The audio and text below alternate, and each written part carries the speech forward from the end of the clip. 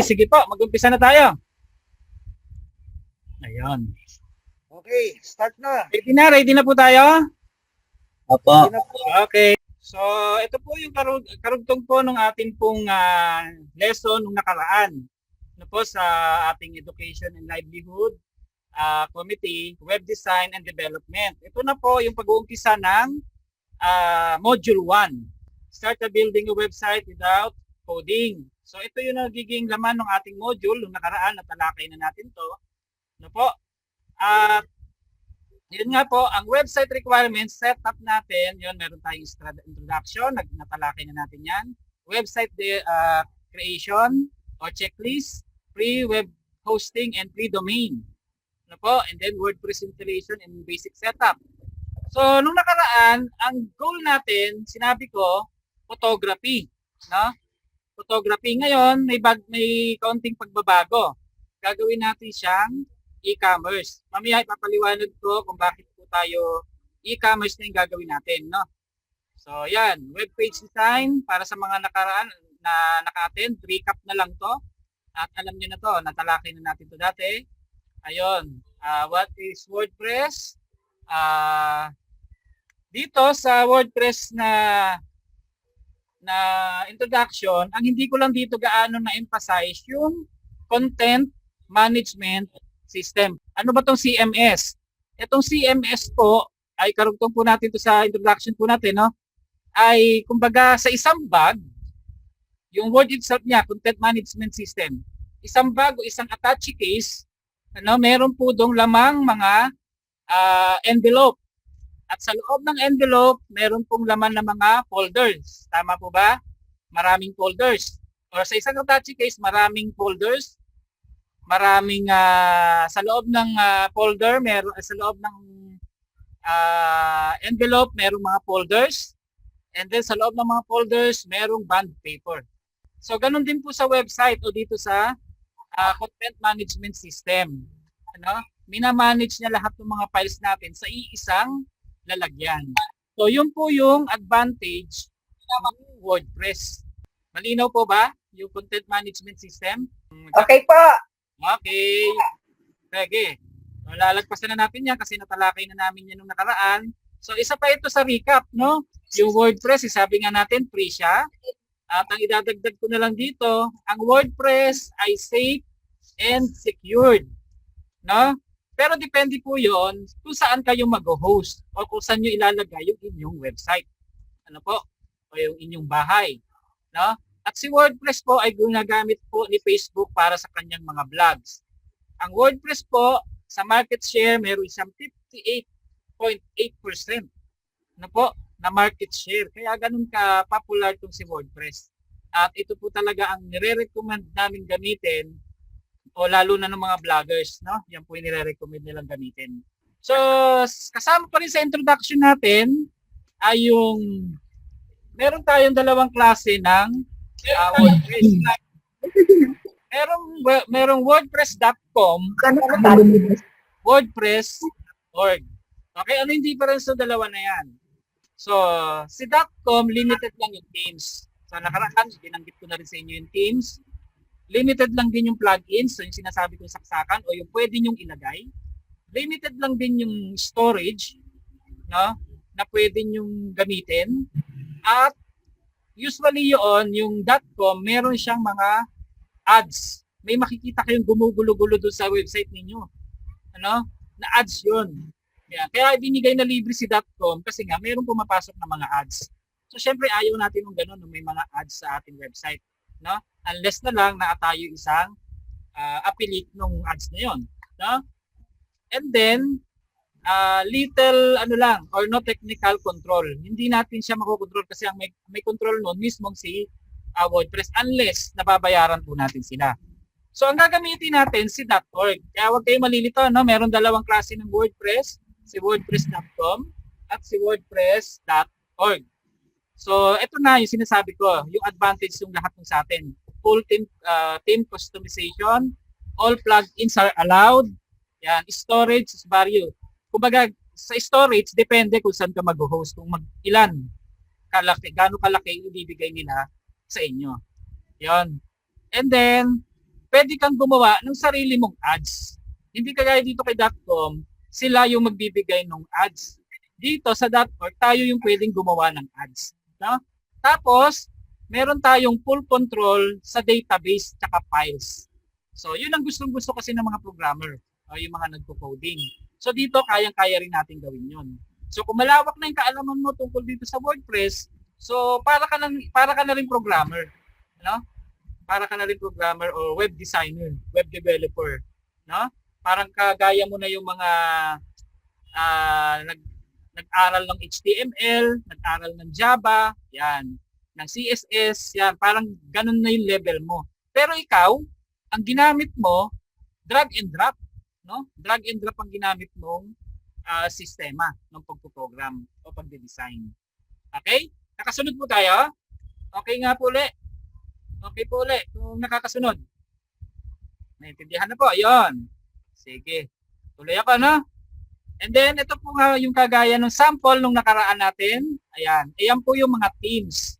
So, sa unang-una, ito kung nakikita po yung total, teams po yan. O team. Ayan. Lahat po ito ay teams. So, ito ay mga basic samples. Mas marami pa diyang mas magagandang teams. So, mangyayari ay sa dami ng mga teams na ready-made na, no? O template na siya, pipili ka na lang ng magugustuhan mong klase ng design, no? So, ready na siya. Kumbaga, itutuloy mo na lang para ka na lang gagamit ngayon ng Word or Microsoft Word para i-edit siya, no? So, then, pwede mo na rin kagad siyang i-publish. Ibig sabihin, around the world, pwede na siyang makita once na gusto mo na siyang i-publish. So, kung napansin nyo, gumawa ako ng mga landing page or ng website na isinesend ko sa inyo, yun yung mga sample ng iba pang mga design or templates. No? So, pinalit-palitan ko lang siya ng image, pinalit-palitan ko lang siya ng mga content or ng text or ng mga mensahe. No? So, sobrang dali. Okay?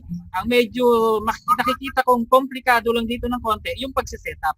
Pero once na ma-setup nyo siya, napakadali na lahat. So sa website creation checklist, kailangan natin pumili ng domain. Yung domain, ito yung pangalan. Halimbawa, virgilisteria.com, edipadlan.com. Yan yung domain. Okay? Dito naman sa hosting, ito naman kung saan ka babahay o saan ka mangungupahang ng bahay. So binabayaran natin yan monthly. Pero may mga libreng hosting. Pero may mga limitation yon. Okay? So, kung may pangalan ka na o meron ka ng address, kailangan meron ka ring sariling bahay o inuupahang bahay. Ano? O nirerentahang bahay, yun yung hosting. Para mahanap kung saan ka. Para makita ka sa buong mundo. Okay. Ayan. So, i-configure natin itong dalawa kasi magkaiba yung domain tsaka magkaiba itong hosting. Pag-uusapin natin sila. Pagtatagpuin natin sila. Kasi bumili ka ng pangalan, pero sa iba ka, bumili ng bahay o umupa ng bahay. Pwedeng dito ka naka-address, pero iba yung tinutuluyan mo. Buha po ba yung ganon? So, yun yung pinagkaiba ng domain tsaka sa hosting. And then, configure natin yung name server para nga pagtagpuin sila. Usually, itong tatlo nito ang kailangan lang kung isa kang programmer. Yung 1, 2, 3 lang na yan. No? O isa kang coder, talagang developer ka.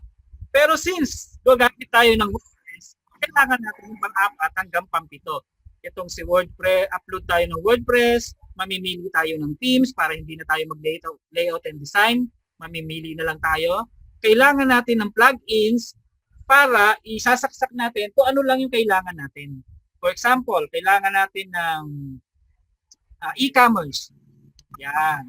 Kung kailangan natin ng e-commerce, kailangan i-plug natin na para din siya, kailangan natin siya isaksak para mapagana natin o makapag-design tayo ng e-commerce website.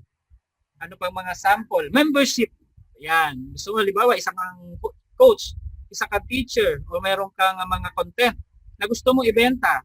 Kailangan mo yon ng management, ng membership system. Ipa-plug mo lang din yon para lahat, kailangan nila mag-login para hindi lahat nakakakita ng iyong tinuturo. So, kailangan nila mag-login. No? Membership. Yun. Pangatlo, create tayo pang-pito, create social pages. Nagpasa ko yan para medyo mabilis tayo. So makikita niyo po dito, ito po yung pinaka-ideal example. Kita po natin? Ito po yung pinaka-ideal na example ng domain and hosting. Para siyang isang bahay. So yung bahay, yun yung iyong hosting. Kung saan ka mangungupahan o yung saan yung bahay mo. Yan na. Maliban na lang kasi kung may sarili ko na talagang mga servers eh. Kaya sinasabi ko lagi, inuupahan mong bahay. Kasi hindi natin kayang bilhin yan. Okay? So, and then, yung iyong domain name o yung iyong pangalan na ginawa, yun yung nagsisilbing mail address or mailing box mo para malaman na yung ka pala nakatira. Bahay mo pala yan. Okay? And then, itong furniture, yung mga nasa loob ng bahay, yan yung nagsisilbing files. No? Yung sinagagaya ng sabi ko kanina, meron tayong attache case, meron tayong folder, meron tayong bond paper. Diyan lahat nakalagay yun. Huh? So, yun. Naintindihan? Ayan. Thumbs up muna para alam ko na nasundan. Ayun. Thumbs up muna. At malinaw naman siguro to, no? Na basic ito para maintindihan natin ang domain at hosting. Okay? And then next, ay kukuha tayo. Saan ba tayo makakakuha ng free? Kasi ang pinag-uusapan natin dito, hindi tayo maglalabas ng anything. So, saan tayo kukuha ng free hosting tsaka ng free domain? So, meron dalawa. Sa free hosting, ayan, infinityfree.net. And then, itong next is yung directadmin.com. So, kapag binisit niyo yan, pwede na kayo diyang mag-register. Kung paano kayo nag-register sa Gmail account nyo, kung paano kayo nag-register sa Facebook ninyo, ganun lang din siya. Mag-register lang kayo. Same sa domain. Sa domain naman is freenom.com. Kaya sa freenom, ibig sabihin is free name. Dito sa hosting, ayan, free hosting naman. Okay? So, yan, pwede natin bisitahin yan kung gusto natin mag-register na. No? Pero mamaya na yun. Yan. For example, ito, no? Dito muna tayo sa pangalan. I-register natin yung pangalan ninyo. So, pag i-register natin yung pangalan ninyo, ayan, titingnan nyo muna, kagaya ni Ed Along. Okay, nandiyan pa ba si Ka Ed Along? Wala na yata si Ka Ed Along. Ka Ed? Hindi tutuloy. Wala yung ate si Ka Ed eh. Sige, tuloy ko lang, ano? Dito pa. Ayun. Ikaw kasi Kanina na si Ka.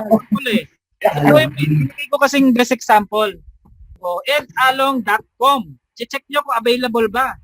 Kasi baka hindi available si Ed Along. May kapangalan na pala siya. Hindi yung pwede.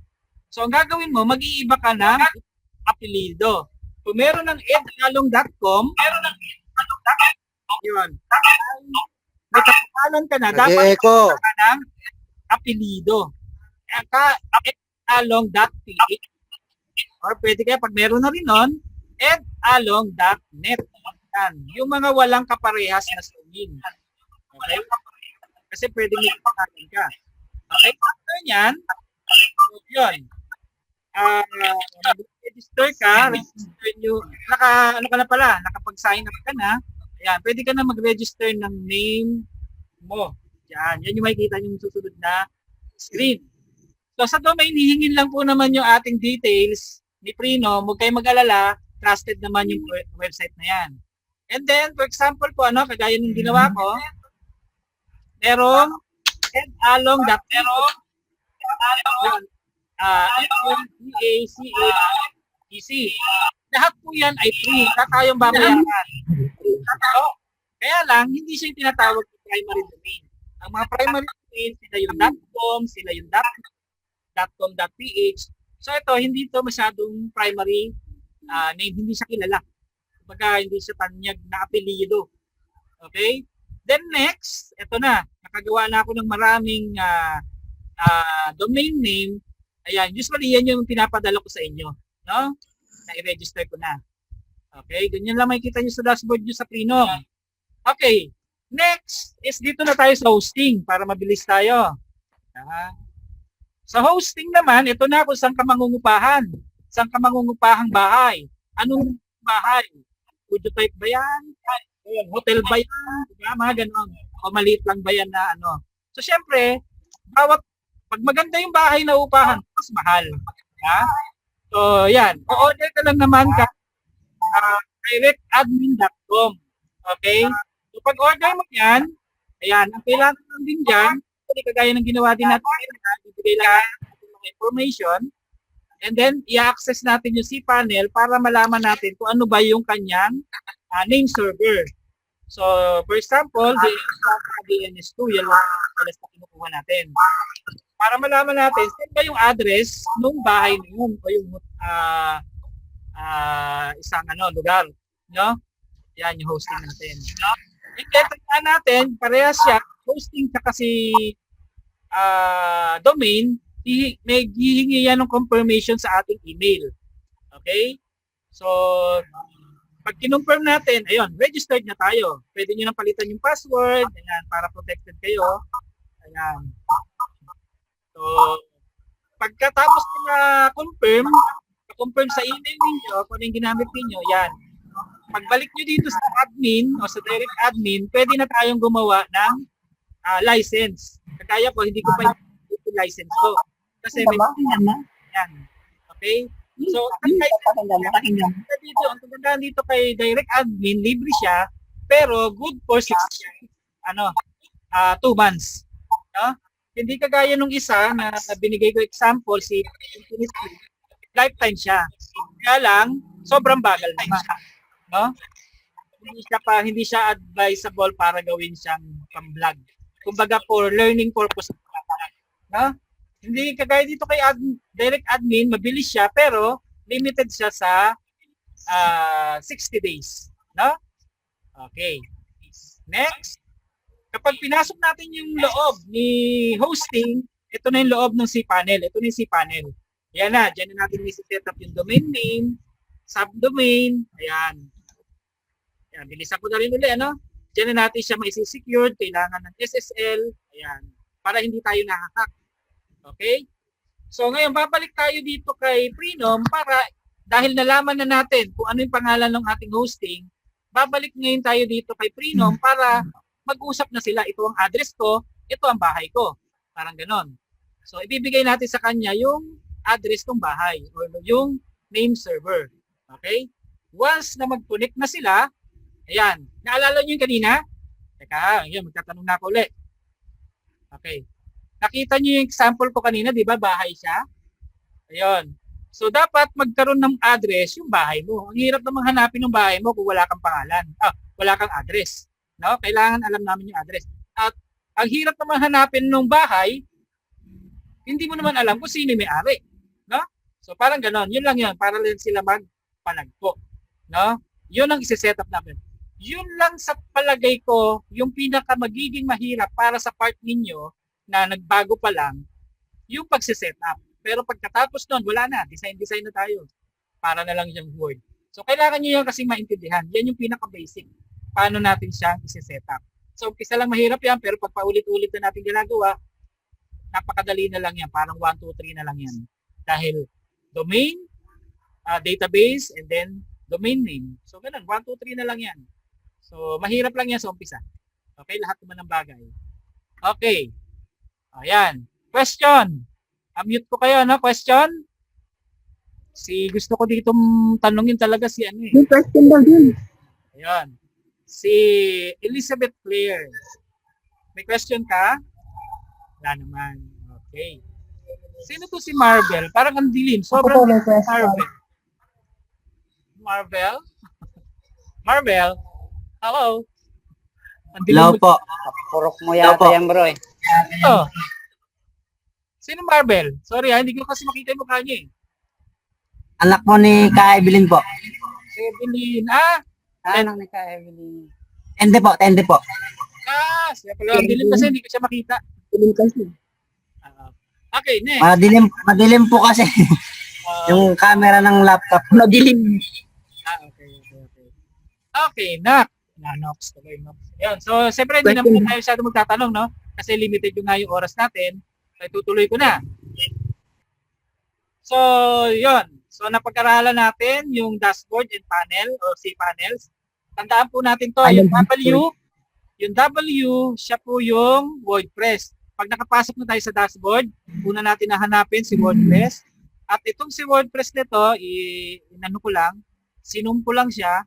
Yan, install na natin. So, para magkaroon na tayo ng attache case sa loob ng bahay or magkaroon na tayo ng gamit sa loob ng bahay. So, attache case. Yan natin ilalagay ng laman. Lahat ng content natin. Okay? So, ayan yung itsura ngayon ng dashboard naman ng basta soft delicious yan. Sabihin, soft delicious. Okay, install natin sa kanya. Usually, hihingi niya lang naman kung ano yung gusto mong gamiting version, no? Ng ng ano niya, ng WordPress. And then, anong ilalagay mong pangalan? No? Anong ilalagay mong pangalan? https edipadlan.com. 'Yon. Diba, yun yung nagustuhan natin. And then, hihingan kanya kung anong pangalan ng website mo. Hihingan kanya kung anong description ng iyong website. And then, yung username and password na gagamitin natin. Usually, kahit na isunod nyo na yan, tsaka nyo na lang siya i-edit. Pwede rin yun. Okay? And then, ito yung pinakamagandang part. Merong ibang mga hosting na mayroon na kagad mga template. So, halimbawa, nagustuhan kagad natin itong panghuli, yung organizer. No? Pwede nyo na kagad siyang pindutin dito and then install. Yan na yung agad. Publish na kagad. Yan na kagad yung website ninyo. Papalit-palitan nyo na lang ng content or image. No? Pero sa pagtuturo ko, hindi natin gagawin yan. Kasi may mga error dyan. No? Doon tayo sa mga walang error or mas madaling gamitin page builder. Okay? So, pwede nyo na itong bisitahin para makita ninyo kung ano may example na kapag pagka-install ng WordPress, ano yung magiging itsura kagad. Kagaya nito si Along, number na yan, then wordpress.com. Okay? And then yung sa akin, wwga, wala pa itong laman. Kumbaga, ito yung default. Na kapag na-install mo siya, yun na kagad yung makikita mo. No? Yung pinili kong template. Okay? So, dito, natapos tayo sa ating Dito, natapos tayo dun sa ating module 1 and 2. No? Introduction, website creation checklist, hosting and domain, installing WordPress. Okay, ang hindi na lang natin tatalakayin dito yung plugins, no? Kasi natalakay natin yung plugins pala. Ito pala yon, hindi natin natalakay kasi nung nakaraan. Tapos sabi ko sa inyo nung nakaraan, ay i-goal natin na website is photography. Papalitan natin yan. Kasi, ang goal ko ngayon, ang turo natin ay yung e-commerce. No? So, ang goal website natin ngayon, e-commerce. Familiar, di ba? Kailangan ko pa ba itanong yan? Lazada, Shopee. Hindi ko na kailangan itanong yan kung kilala ba yan. Kilala natin yan. No? Si Shopee and Lazada is e-commerce. Sa palagay ko kasi, kapag ang tuturo natin is photography, limited lang doon sa mga interesado siguro sa photography, tsaka parang hindi kagaya ng e-commerce yung tuturo ko. Usually, mostly sa ating lahat is familiar dyan. No? So, ganito yung ating magiging goal website. No? Kagaya nung napagpulungan natin makaraan, no? Click, find, orders. So, nakapag-decide na ako o kami ng magiging pangalan ng website na gagawin natin. May ba kayo? Okay. Na gagawin natin is www.clickfindorder.com. Okay ba yon? Find order. CFO. Okay. Okay, di ba? So, yon. Click, find order. Okay. So, ibig sabihin, hindi tayo malilimita .com. sa photography lang. Kaya ito yung goal website natin. Pwede tayong gumawa ng about us, yung mahilig mag-vlog. Ayan, pwede natin ipasok natin. Ibig sabihin, all-in-one tayo dito. Lahat tayo, kasi pag photography lang, magkakanya-kanya pa tayo ng website na paggawa. May i-check ko pa yung kay Ka-Edi Padlan, i-check ko pa yung kay Ka-Ed Along kung tama ba yung gawa nila. Dito, hindi na. Isang gawaan na lang, isang .com na lang tayo, and then, gagawa na lang kayo ng mga page. Kung interesado nyo mag-vlog, diyan kayo gagawa ng content ninyo. Diyan nyo i-design yung gusto nyong website. Pag services naman kayo, ganun din. And then dito naman tayo sa products. Mga products na gusto nyo ilagay na kagad doon sa ginagawa nating website, pwede nyo na kagad ilagay. Kagaya ng memorial service ni Ka Rose, ni Ka Eddie Padlan, ni Ka Tess. Yan. Pwede na natin kagad siyang i-layout doon, i-design. And then, halimbawa sa products naman, kagaya nitong product ni Ka Joy Galendez, no? Yan. So, ibig sabihin, sabay-sabay na tayo gagamit ng isang pangalan, sabay-sabay na tayo gagamit ng isang bahay o ng hosting. So, okay ba yan? Okay yan? Okay. Okay. Okay. Okay, okay. Okay, next. So, Ano yun, na gagawa? Choppy. ito pala yung binabanggit ko, Okay na okay. advantage ng e-commerce na website ang i-goal natin na gawing website kasi ma-avoid natin yung complicated part ng lesson. Ano ba yung complicated part ng lesson? Di ba yung pagsiset up ng domain? Di ba yung pag-set up ng hosting? Paano natin siyang Ewan ko pero sa ano ko lang, is alam ko hindi nyo masyado pa siya nabibit kasi hindi nyo pa nabibisita yung mga site na yon. Hindi pa kayo nakapasok doon. No? Kaya iiwasan na natin yon. Kaya nga sabi ko, pinasimple, pina-advance. Okay? So ngayon, lahat tayo admin. No? Lahat tayo admin. Kung ano yung nagagawa ko, magagawa ninyo. Kung ano yung nagagawa ni Ka Eddie Padlan, ganun din si Ka Edag. Lahat. Kung gusto guluhin ni Ka Eddie Padlan yan, magugulo niya lahat yan. Pero syempre, gagawa ako ng isang account na ako ang magiging super admin. Kung lahat ng ginawa ni Ka Eddie Padlan dahil magulo siya, aayusin ko. No? So, yon. Ganun siya, no? Tapos, lahat tayo magiging interesado. Siguro, maraming meron dito services. Di ba? Marami dito merong products. Okay? Marami dito siguro kahit paano mag-vlog kagaya ng anak ni Ka Eddie Padlan. Yan. So, pwede niya doon mailagay yung mga vlogs niya. Okay? Meron lang tayong isang website na i-monitor. Sa part ko, yon mas madali yun. Isang website lang inaalagaan ko o tinitignan ko o chinecheck ko. Kesa yung iisa-isahin ko pa, tama ba yung ginawa mo? Baba ba yung ginawa ni ganito? Diba? Isang website lang. Then, so ito panghuli na, ay, yun nga, yung binanggit ko na pala to, yung panghuli. Okay. So, kung okay lahat yon, so, ready na ba tayo gumawa ng website? Ready na? Kasi mag-a-actual na tayo. Ready na. Okay. Pag hindi nag-thumbs up, hindi ko nakita naka-thumbs up, hindi interesado. Hindi interesado. Okay. So, i-maximize ko to kasi kailangan natin mamayang, ayun pala, paalala. Please, paalala, screenshot nyo po yung ginagawa nating webinar na to. Now, screenshot nyo po ulit kasi ipapadala natin sa distrito. Na po? Yan, screenshot natin. Ipapadala natin to sa distrito. Kasi baka kasi lumabas pa ako dito sa ano na to ay magkaroon ng technical error na naman. So kayo na po dyan na mag-screenshot. Ibigyan ko yung konting time. Screenshot nyo po itong ginagawa natin. Okay, sa lesson po natin. Okay. Okay, no?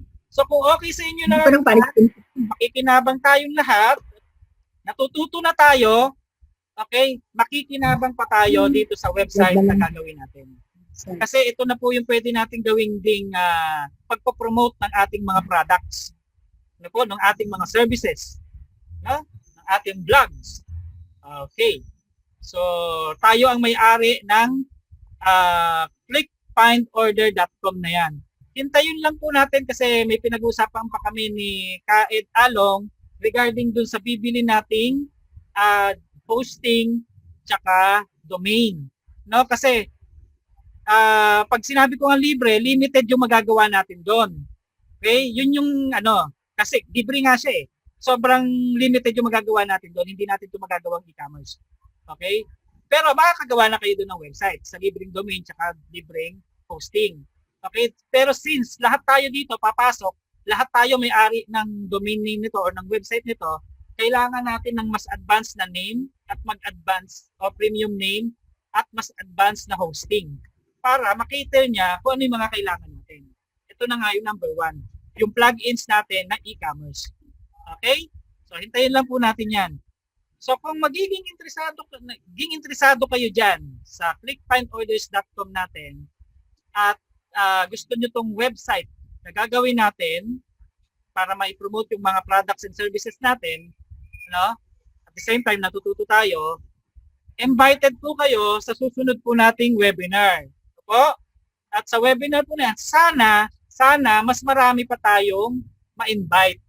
Po? Yan. Mas marami pa tayong ma-invite para mas marami ring makinabang. Okay? So, ito na kayo yung assignment.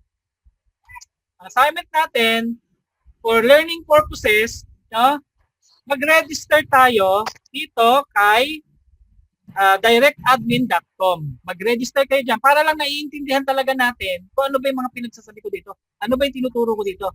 Yung lahat ng diniscuss ko, makita ninyo. Okay? Register tayo dyan. directadmin.com para sa hosting. And then mag-register naman tayo sa freenom.com para naman sa ating domain name. Para masabi nyo ngayon, meron ka ng hosting, tsaka meron ka na libre. Pagka sa future, nagkaroon kayo Virgil, may question po. Sorry? Yung po bang may question po ako. Okay, sige. Yung pag-register po dyan, ano po yan? Isang email lang ang required. Sorry? Isang email lang po ang required. Isang O name. pwedeng gamitin ng isang email sa multiple. Isang name lang. Isang name lang bawat ano. Sa pagpasok mo, pag nag-register ka na, pang isang account lang yon. Pero, pwede kang gumawa ng maraming name. Pwede kang gumawa ng maraming name. Okay? Okay po. Yun. Dito sa hosting natin, pwede ka rin gumawa dyan. Ganun din, isang account, pero isa lang din yung pwede mong i-host, no? Na pangalan. Yun, hanggang isa lang. Pag paid dyan, binayaran mo siya, yun, marami ka nang pwedeng pangalan na i-register sa kanya. At sa 6 months naman na yon, marami ka nang magagawa. Marami ka nang natututunan. Then kung gusto mo talagang lifetime na lang siya na yung website mo naka-publish, doon ka sa isa, sa Freenom. Sa infinity.net para lifetime. Yun nga lang, mabagal yun. Okay? So, yun. So, kailangan kayo mag-register dyan para maintindihan natin mabuti. And then, kapag magsasarili na kayo ng domain o ng website, and then, tsaka nyo siya magagamit. So, sa lesson natin, focus tayo sa e-commerce para sabay-sabay tayong, para makahabol yung hindi marurunong o yung medyo hindi techy. Ano po? Okay. So, doon natatapos ang ating lesson sa ngayon. So, sana mag-register tayo lahat. Yan ang requirements natin sa susunod.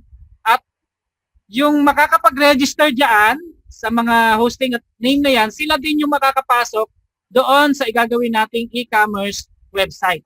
Okay? Sa clickfindorders.com. Sila din yung makakapasok doon. Kung wala kayong register dyan, hindi rin kayo makakapasok doon. Kasi yun ang requirements o prerequisite para maituloy natin yung pag-aaral. Okay ba yan? Thumbs up? Sige po, thumbs up tayo. Thumbs up. Okay. Thumbs up po. Mag-screenshot ako. Ayan. Screenshot. Ayan. Lahat na. Okay. 1, 2, 3. Okay. Salamat po. Ayan. Pwede na po tayo magchikahan. Chika-chika na. Yung mga mag-ads. Nakita ko yung ads ni Carose. Yung produkto po na yon, Carose, pwede po natin yung gawing doon sa ating website, sa ating e-commerce. Galing yata kay Kadyo yun eh. Kay Kajoy. Yung chili Pwede na po powder natin niya at yung chili ilagay oil. sa website po natin kapag nagde-design na tayo. Diba? Ayan. So, lahat naman Okay. naiintindihan ang concept ni Lazada at ni Shopee. Ganon-ganon ang mangyayari sa ating lesson. Yun ang gagawin nating website para makinabang tayo lahat. Okay? So,